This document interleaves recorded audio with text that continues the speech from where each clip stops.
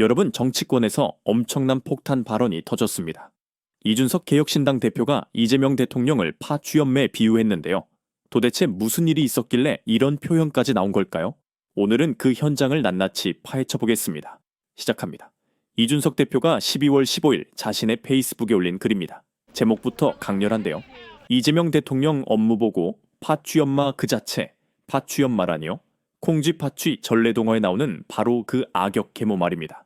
이준석 대표는 이렇게 말했습니다. 대통령이 업무보고 받는 자리에서 벌인 총흙을 보며 기시감이 들었다. 바로 파취연마의 모습이다. 강한 비판이죠. 그런데 더 강력한 표현이 이어집니다. 파취연마가 의붓자식 콩쥐에게 밑 빠진 독에 물 붓기를 강요했던 것처럼 전 정부 인사라는 이유로 인천국제공항공사 사장에게 낙인 찍어 괴롭히는 모습은 파취연마도 울고 갈 갑질이다. 파취연마도 울고 갈 갑질이라니 정말 센 표현입니다. 도대체 그 현장에서 무슨 일이 있었던 걸까요? 지금부터 그 장면을 재구성해 보겠습니다. 12월 12일 이재명 대통령의 업무보고 현장이었습니다. 이 자리는 유튜브로 생중계됐어요. 이재명 대통령이 이학재 인천국제공항공사 사장에게 질문을 던집니다. 1만 달러 이상은 해외로 가지고 나가지 못하게 돼 있는데 수만 달러를 100달러짜리로 책갈피처럼 책에 끼워서 해외로 나가면 안 걸린다는데 실제 그러냐? 이학재 사장이 답변합니다. 저희는 주로 유해 물질을 검색합니다. 업무 소관은 다르지만 저희가 그런 것을 이번에도 적발해 세관에 넘겼습니다. 그런데 이재명 대통령의 반응이 달랐습니다. 옆으로 세지 말고 물어본 것을 얘기하라. 외화 불법 반출을 제대로 검색하느냐? 이학재 사장이 다시 설명을 시도합니다. 세관하고 같이 합니다. 저희가 주로 하는 일은 그런데 말을 끊습니다. 이재명 대통령이 말을 자른 겁니다. 100달러짜리 한 묶음을 책갈피로 끼워 돈을 갖고 나가는 것이 가능하냐는 질문이다. 이학재 사장이 다시 답합니다. 이번에도 저희가 검색해서 적발해 세관으로 넘겼습니다. 그러자 이재명 대통령의 표정이 굳어집니다. 참, 말이 기십니다. 가능하냐? 안 하냐 묻는데 왜 자꾸 옆으로 새나?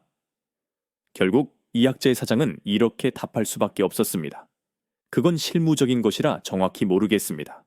바로 이 장면을 보고 이준석 대표가 파취연마라는 표현을 쓴 겁니다. 그런데 여기서 중요한 포인트가 있습니다. 인천국제공항공사의 주 업무는 공항 운영이고 세관 검색은 관세청 소관입니다. 공항공사 사장이 세부 검색 기법까지 알기 어려운 구조죠. 그런데도 대통령이 그 자리에서 답변을 강요한 겁니다. 게다가 전 정부 인사라는 이유로 더 압박했다는 게 이준석 대표의 주장입니다. 이준석 대표는 이렇게 비판합니다.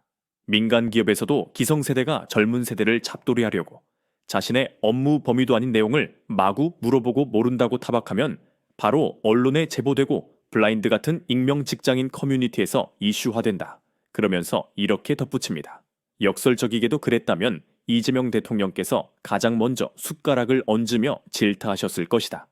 정말 날카로운 지적입니다. 평소 같았으면 이재명 대통령이 먼저 비판했을 만한 상황을 본인이 직접 만들었다는 거죠. 이준석 대표는 계속해서 말합니다. 본인이 직접 하신 일을 본인이 욕했을 모에비우스의 띠 같은 상황이다. 그런데 바로 그 일을 직접 생중계로 국민들에게 자랑하셨으니 옳고 그름조차 분간하지 못하시는 것으로 보인다. 생중계로 방송했다는 게 더 큰 문제라는 겁니다. 그리고 이준석 대표는 과거 사례까지 끌어옵니다. 얼마 전 농림부 장관에게 일본인인 척하고 바나나를 수입해 오면 안 되냐고 묻던 때부터 징조가 보이던 일이다. 이게 처음이 아니라는 지적이죠. 그런데 이준석 대표의 글은 여기서 끝나지 않습니다. 영화까지 인용하면서 조언을 합니다. 밑 빠진 독에 물을 채우라는 불가능한 과제를 영화 달마야 놀자에서는 부처님의 가르침을 은유적으로 전하는 도구로 사용했다. 달마야 놀자, 박신양 주연의 그 유명한 영화죠. 이준석 대표는 계속합니다. 주지스님은 조폭과 자신의 제자가 밑 빠진 독에 물 붓기 시합을 할 때 자신의 제자들을 섭섭하게 하면서까지 물에 항아리를 던진 조폭을 칭찬하며 부처님의 길로 인도하려 했다. 그러면서 이렇게 마무리합니다. 이학재 인천국제공항공사 사장에게 진정성 있는 사과를 표할 용기가 있다면 대통령께서는 파취연마가 아니라 달마야 놀자의 주지스님의 길을 가시는 것이다. 개혁신당은 그 행보를 응원하겠다. 사과하라는 건데 영화를 인용해서 우회적으로 표현한 겁니다. 그런데 이 사건에는 후속 이야기가 있습니다. 이학재 사장이 12월 14일 자신의 페이스북에 글을 올렸어요. 국민들께 인천공항이 무능한 집단으로 오인될까 싶어 망설이다 글을 올립니다. 그리고 이렇게 말합니다. 걱정스러운 것은 그 일로 온 세상의 책갈피에 달러를 숨기면 검색되지 않는다는 사실이 알려진 것입니다. 생중계로 방법까지 공개됐으니 범죄자들이 악용할 수 있다는 우려죠. 이학재 사장은 더 나아가 이렇게 설명합니다. 대통령님께서 해법으로 제시하신 100% 수화물 계장 검색을 하면 공항이 마비될 것입니다. 현실적으로 불가능하다는 얘기입니다. 정리해 보겠습니다. 이재명 대통령이 업무보고 자리에서 인천공항공사 사장에게 세관 업무에 대해 질문했습니다. 사장이 소관이 다르다고 설명했지만 대통령은 답변을 강요했습니다. 결국 사장은 모른다고 답할 수밖에 없었고 대통령은 말이 기시다며 질타했습니다. 이 장면을 본 이준석 대표가 파취연매 비유하며 강하게 비판했고 당사자인 이학재 사장도 페이스북에 해명 글을 올렸습니다. 이 사건이 왜 논란이 되는 걸까요? 첫째, 업무 소관이 다른 내용을 질문했다는 점입니다. 공항공사는 공항 운영이 주 업무고 세관 검색은 관세청 소관이에요. 둘째, 전 정부 인사라는 이유로 더 압박했다는 의혹입니다. 이준석 대표가 지적한 부분이죠. 셋째, 생중계로 방송했다는 점입니다. 범죄 수법까지 공개되는 부작용이 생겼어요. 넷째, 업무보고 방식의 문제입니다. 질문하고 답변을 제대로 기다려주지 않았다는 비판이 있습니다. 이 사건은 앞으로 어떻게 전개될까요? 야당에서는 대통령의 업무보고 방식에 대한 비판이 더 거세질 것으로 보입니다. 여당에서는 대통령이 꼼꼼하게 챙긴다는 식으로 옹호할 가능성이 높습니다. 하지만 핵심은 이겁니다.